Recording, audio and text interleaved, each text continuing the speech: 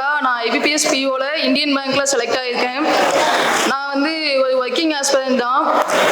2020 வந்து college complete பண்ணேன். அதுக்கப்புறம் சரி பேசிக்காக எஜுகேஷன் எல்லாமே வீட்டில் நம்மளுக்கு பண்ணி கொடுத்துட்டாங்க. அதுக்கப்புறம் நம்ம கொஞ்சம் அப்பாவுக்கு ஹெல்ப் பண்ணலாம் அப்படின்னு சொல்லிட்டு எங்கள் அப்பா ஒரு ஃபிஷர்மேன்.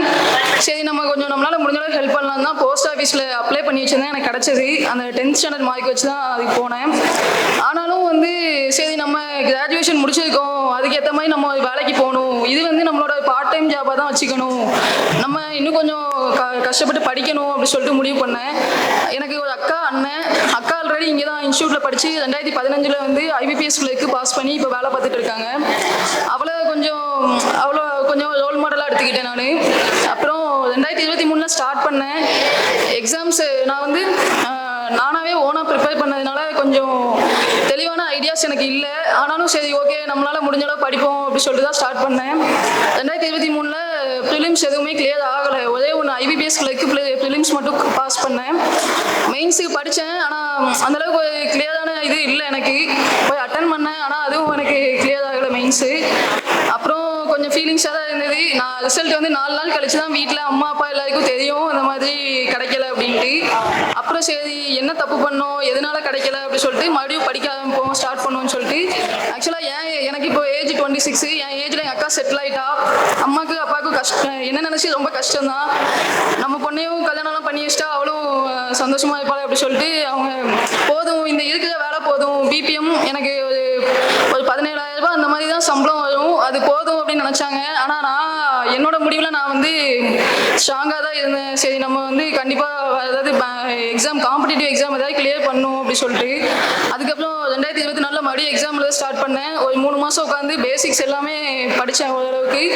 அப்புறம் சரின்னு சொல்லிட்டு எக்ஸாம் எழுதுறதுக்கு முன்னாடி என்னோட ஃப்ரெண்டு ஒருத்தவங்க அவங்ககிட்ட நான் ஷேர் பண்ணும்போது சொன்னாங்க, நீ வந்து ஒரு எக்ஸாம் எழுத போறேன்னா அந்த எக்ஸாமில் கிளியர் பண்ண முடியும் அப்படின்னு நினச்சா மட்டும்தான் நீ அந்த எக்ஸாமுக்கு போகணும், இல்லாட்டி போகாத அப்படின்னாங்க. நான் அதை வந்து ஒரு பாயிண்டாக எடுத்துக்கிட்டு சரி அப்போ அந்தளவுக்கு நம்ம ப்ரிப்பேர் பண்ணணும் அப்படின்னு சொல்லிட்டு ப்ரிலிம்ஸ் எல்லாமே எழுதினேன். அந்த 2024 எழுதின ப்ரிலிம்ஸ் எல்லாமே கிளியர் ஆச்சு. சரி ஓகே நம்மளோட பிளான் வந்து கொஞ்சம் ஒர்க் அவுட் ஆகுது போல், இன்னும் கொஞ்சம் எக்ஸ்ட்ரா படிக்க வேண்டியது எல்லாம் ப்ரிப்பேர் பண்ணிட்டு போயிட்டா கண்டிப்பாக பாஸ் பண்ணிடலாம் போல் அப்படி சொல்லிட்டு எனக்கே நம்பிக்கை வந்தது.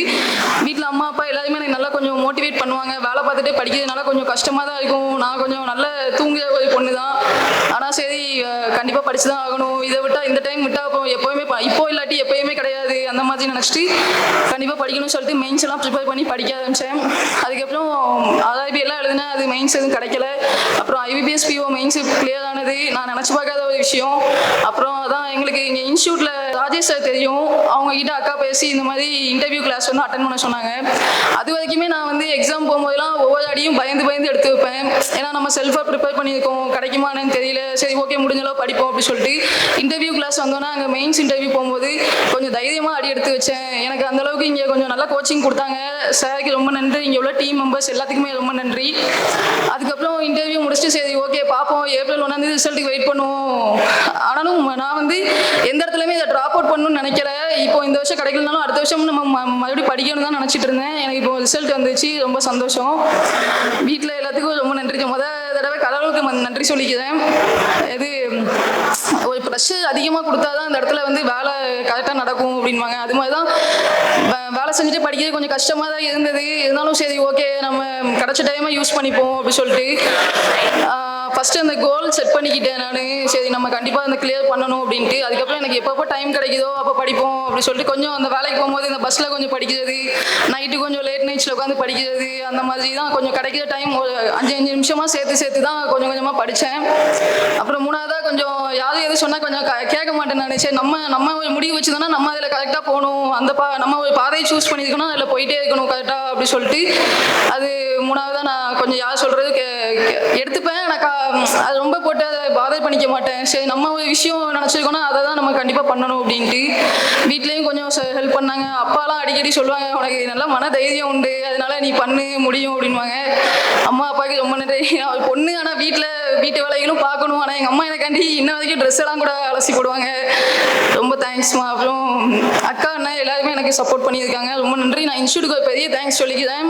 எங்கள் அக்காவுக்கும் இங்கே வந்து வேலை கிடைச்சது. அதே மாதிரி நான் நினைப்பேன், தூத்துக்குள்ளே தான் இருக்கும், எல்லா ஊரில் இருந்து படிக்க வராங்க இன்ஸ்டியூட்டுக்கு. தூத்துக்குள்ளே இருந்துட்டு நம்மளுக்கே இங்கே போய் படிக்கிறதுக்கு நம்மளுக்கு ஒரு வாய்ப்பு கிடைக்கல அப்படின்னு நினச்சேன். ஆனால் பரவாயில்ல, இன்டர்வியூ வந்தது எனக்கு ரொம்ப ஒரு ஹெல்ப்ஃபுல்லாக இருந்தது. அப்புறம் அதான் ஃபீல் பண்ண, முன்னாடியே வந்து இருந்துக்கலாம் போல், படிச்சிருந்தா இப்போ 2 வருஷம் வேலை பார்த்துருப்போம் பேங்க்கில். அந்த மாதிரி கடைசியாக வேலை கிடைச்சா ரொம்ப சந்தோஷம். எல்லாத்துக்கும் நன்றி. இன்ஸ்டியூட்டுக்கு, ராஜா சார் அண்ட் டீமுக்கு ரொம்ப நன்றி. அம்மா அப்பா அண்ணா அக்கா எல்லாத்துக்குமே ரொம்ப நன்றி. Thank you all. அனைவருக்கும் வணக்கம். பாப்பாவுக்கு வேலை கிடைச்சது ரொம்ப சந்தோஷம். எனக்கு இவளே போல் எல்லா படிக்கிற எல்லா பிள்ளைகளுமே வேலைக்கு போகணும், அவங்க அம்மா அப்பாவுக்கு பெருமையை தேடி தரணும். எங்களுக்கு 3 பிள்ளைகள், 2 பொண்ணு 1 பையன். மூத்த பொண்ணு இங்கே தான் IBPSல கிளியர் பண்ணி வேலை பார்த்துட்ருக்கா. 2வது பையன் போலீஸாக இருக்கான். இவளும் போஸ்ட் ஆஃபீஸில் வேலை பார்த்துட்டு தான் இருக்கா. நாங்கள் என்னென்னா, மூத்த பொண்ணு 24 வயசுலேயே கல்யாணம் கட்டி கொடுத்துட்டோம். அடுத்தடுத்து 2 பிள்ளைகள் நாங்களே தான் பார்த்துட்ருக்கோம். இவளுக்கு படிக்கிறதுக்கு டைம் கிடையாது, வேலைக்கு போகணும், என்னோட சேர்ந்து பிள்ளைகளையும் பார்க்கணும். அப்போ வந்து மீன் பிடிக்கிற தொழிலுக்கு தான் போவாங்க. இதுக்கடையில் நான் LIC ஏஜெண்ட்டு. நானும் இவளுக்கு நிறைய வேலை கொடுப்பேன். ரெனிவல் வாங்க சொல்லுவேன், போய் கட்ட சொல்லுவேன், ரிசீட் புக் கொடுக்க சொல்லுவேன். வண்டி ஓட்ட தெரியுதுனால அவ்வளோ வேலையும் அவளே தான் பார்த்துட்டு இருந்தா. எங்கள் பெரிய வேலைக்கு எப்படி படிச்சுக்கிற போகிறா, அதுவும் இன்ஸ்டியூட்லேயும் சேர்த்து விடலை. அப்படி நாங்கள் கல்யாணத்துக்கு தான் அவ்வளோ ஃபோர்ஸ் பண்ணிகிட்டு இருந்தோம். மாப்பிள்ளை வீட்டுக்காரங்களும் அதுக்கு தக்கன கேட்டுட்டு இருந்தாங்க. அவள் ஒரே அடியாக நான் கல்யாணமே முடிக்க மாட்டேன், எனக்கு எத்தனை வயசு ஆனாலும் சரி வேலைக்கு போனால் தான் கல்யாணம் முடிப்பேன் அப்படின்னு சொல்லிட்டா. அந்த ஒரு தைரியத்தை நாங்கள் இப்போ தான் அதை அதாவது சந்தோஷமாக நினச்சிக்கிறோம். வீட்டில் இருக்கிற வரைக்கும் பிள்ளைகள் எங்களுக்கு சொந்தம். இங்கே இன்ஸ்டியூட்டுக்கு வந்துட்டாங்கன்னா உங்களுக்கு தான் சொந்தம். இன்ஸ்டியூட்டுக்காரங்க தான் நல்லா பார்த்துக்கிறீங்க. நாங்கள் பார்க்குறத விட எங்களுக்கு தெரியாத விஷயத்தெல்லாம் நீங்கள் தான் சொல்லி கொடுத்துருக்கீங்க. அதாவது பாப்பா வந்து நம்ம 25 வயசு ஆகிட்டு 26 வயசு ஆகிட்டு நல்லா ட்ரெஸ் பண்ணணும், அங்கே போகணும் இங்கே போகணும் ஃபங்க்ஷன் வீட்டு போகணும் எதையுமே நினைக்க மாட்டா. லேப்டாப்பில் கூட படிக்க மாட்டா, செல்லை வச்சே பார்த்து படிச்சுட்டே இருப்பாள். நான் எனக்கு பயம், பிள்ளைக்கு கண்ணு கட்டி போயிடக்கூடாது, முடியெல்லாம் கொட்டி போச்சு, என்ன செய்கிறது, இவ சொன்ன பேச்சும் கேட்க மாட்டேக்கால அப்படின்னு நினச்சிட்டு இருக்கிற சூழ்நிலையில் தான் ஏப்ரல் 1ஆம் தேதி 3 ரிசல்ட்டு.